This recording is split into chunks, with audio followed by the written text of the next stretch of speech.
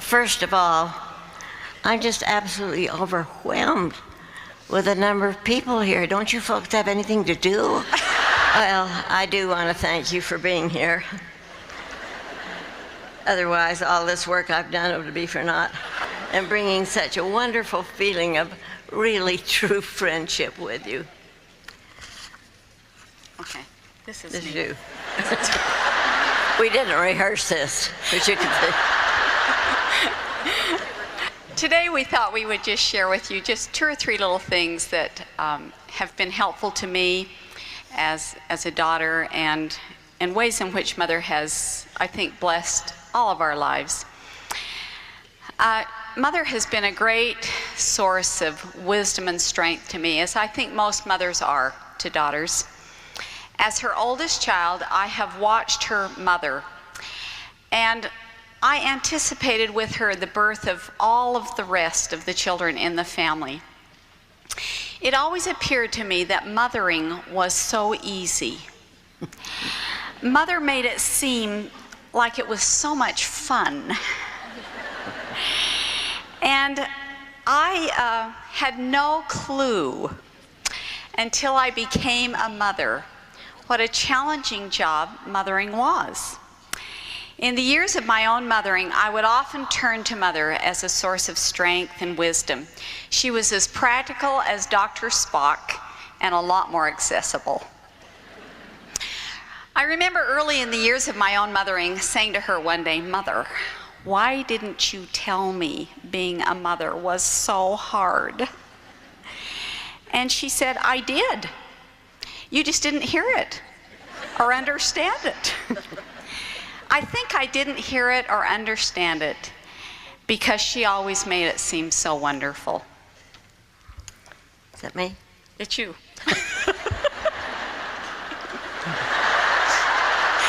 Make it sound wonderful, Mother. I think I better go home. Mothering really is hard. Even at this age. But it doesn't mean you can't love it. Those years of being a mother to young children were wonderful years. We lived in a semi-rural area. We had a large piece of property with lawns and gardens and orchards and plenty of work to keep the children out of mischief. Just didn't work. Especially wonderful were the summers when the children were young and home, where I could be the boss. I did my best to keep those summers unstructured when they were young, so that they'd have time to explore and lie on their backs and listen to the birds. They built tree houses and ran through the fields. They spent their summer nights playing Run Sheepy Run and Kick the Can. And when fall came and school began, I sent them off to school with a twinge of sadness. I didn't really shed tears, but I hope that all of you find joy in your children. If not, you're in trouble. We may not be able to provide everything for them. We may not be able to take them on exotic vacations. That doesn't matter. Cloudy and wet, read a book together. Have you ever done that? That's a good idea. Or even better, make something good to eat. Give them time to explore and learn about the feel of grass and the wiggliness of worms. It's wonderful. One summer day, our oldest boy, I think he's here today, so I better be careful what I say, he turned up missing. There was work to be done, and as the hours ticked away, I practiced the speech I would give him when he came home at mealtime, which I knew he would. Finally, when he came, I said, "Where have you been?" And he said, down in the hollow. And what have you been doing down in the hollow? I said. Nothing, he replied. For some reason, I did not pursue the conversation. Years later, I had reason to be glad. He was home from his mission and a senior at the university. It was test week. He was under a lot of pressure in order to get into the graduate school of his choice. Things were not going very well with his girlfriend, and that was very bad. The pressures of adult life were beginning to be felt. I watched him as he drove home from school one afternoon. He got out of the car and kicked a clod of dirt, went over to examine the swelling buds on the lilac tree. He came in the kitchen, straddled a chair backwards and said, "Mom, I had a wonderful childhood, didn't I?" And I thought, I'm glad he enjoyed it. Well, I said to him, I hope you did have a wonderful childhood. You did complain a lot about all the work you had to do. Oh, it was wonderful, he said. Those long summer days when you could lie on your back in the hollow and listen to the birds sing and watch the ants build their castles. I always wondered what he was doing out there. The memory of a piece of a summer's day sustained him when the pressures of adult life began to crowd in. Mother, I remember when my own children became teenagers and their emotions were all over the charts.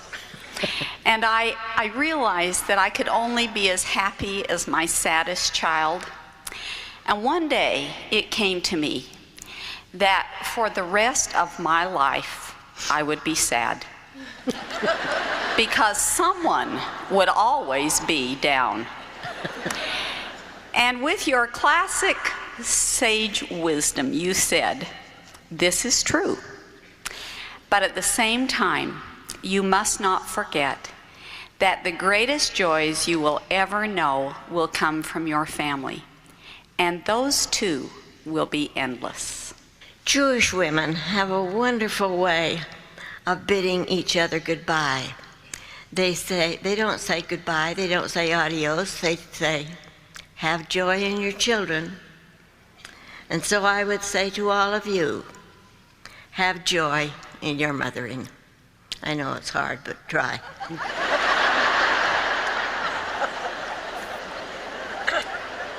Whether you are the mother, the aunt, I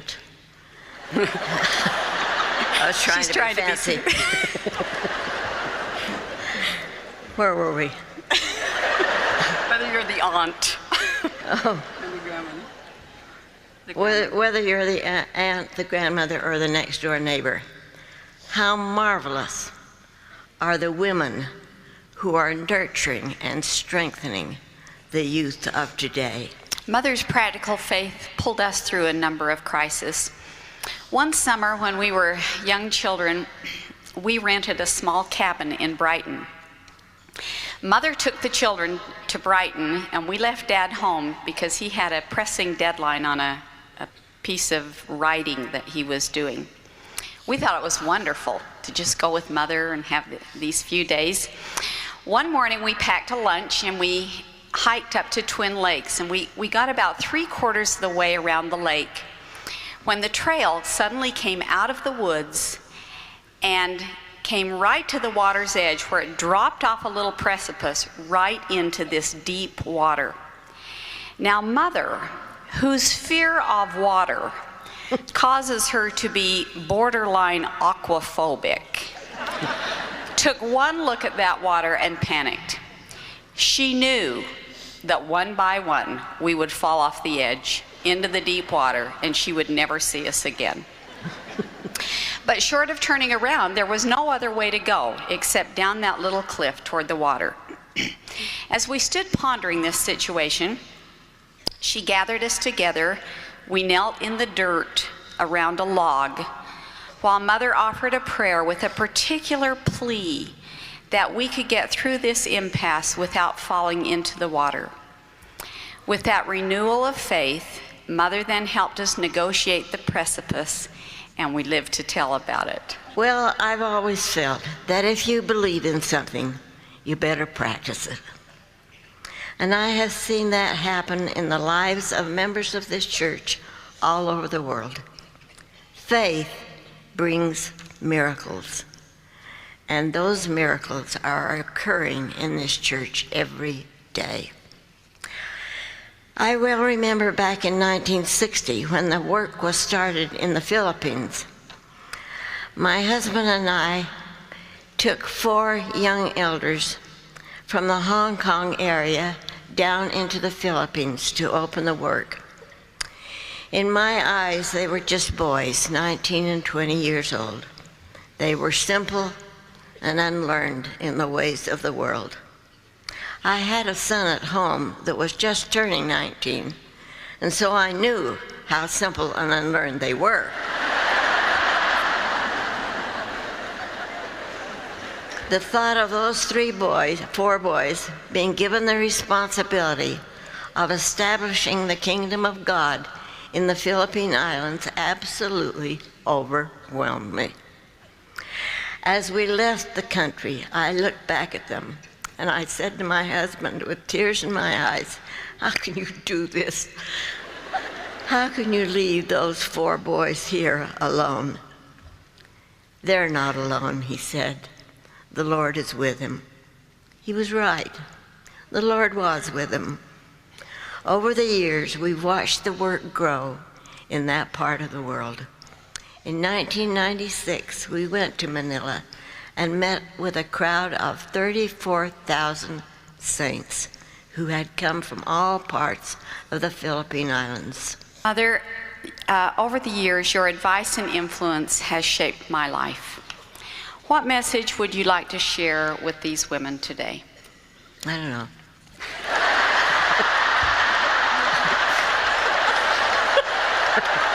This woman is out of control.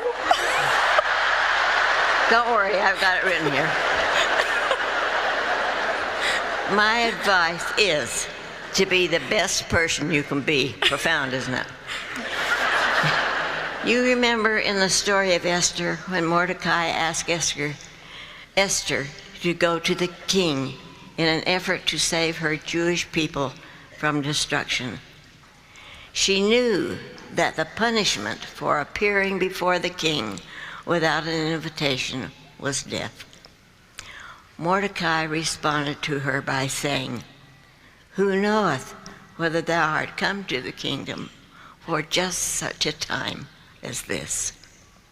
That message, I think, applies to each of us. Women today find themselves in very different circumstances. We may ask, is life fair? Was this what I was born to do? We ask that all the time, don't we, Mother? Mm-hmm. We do. Perhaps our greatest quest is to live worthy to know what the Lord's will is concerning us, what we are meant to do. Some of us are married, some of us are not, and fortunately, I mean.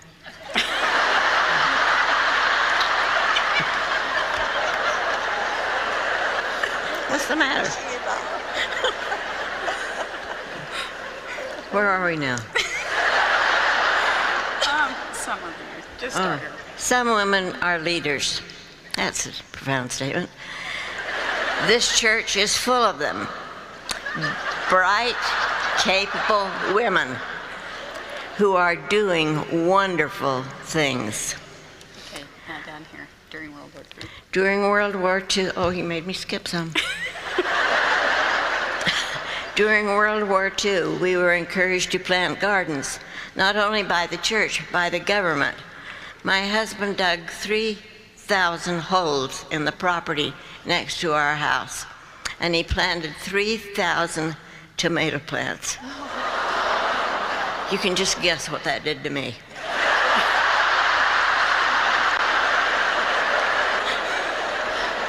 He hoed them all right, and he weeded them, and he irrigated them at 4:30 every Monday morning.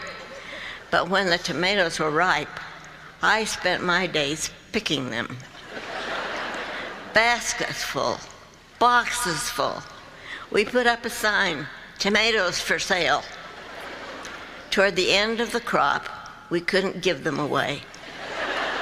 My back ached, and I could have said at that time, "Is this what I was born to do?" But the tomatoes went on people's food shelves, and the money we were paid for them paid the taxes on our home that year and gave us shelter for our children. Our efforts had made a difference. Now, can I have another minute? Please, take all the time you want. Well, I'm glad. Because I wanted to tell you about Nellie. Nellie was my grandfather's sister. She never married. And she kind of thought that her life was a waste because she had no posterity. She was a nurse. And when mother's babies were born, she would come up from her home in American Fork, and she'd move in with us for a week or two, and she'd take care of mother and the baby. When my mother was 91 and was floating in and out of consciousness during her last illness, she kept saying, "Oh, if only Nellie were here. She could make me comfortable." I've thought about that a great deal. We all have our place. We all have our own unique opportunity to make someone happy and comfortable. The gospel calls us to stretch ourselves, to embrace our talents, to concentrate on our strengths, to be productive, and to reach our full potential. Let us not waste our time in bitterness, saying, "Is this what I was born to do?" But rather, as Esther was asked, "Who knoweth whether thou art come to the kingdom for such a time as this?" We are all in this together, and oh, how we need each other. Those of us who are old, we really need you who are young. And hopefully you who are young need us who are old. We need to renew our faith every day. We need to lock arms and build this kingdom together. Be thankful and be glad. The Lord loves you, and He will bless you.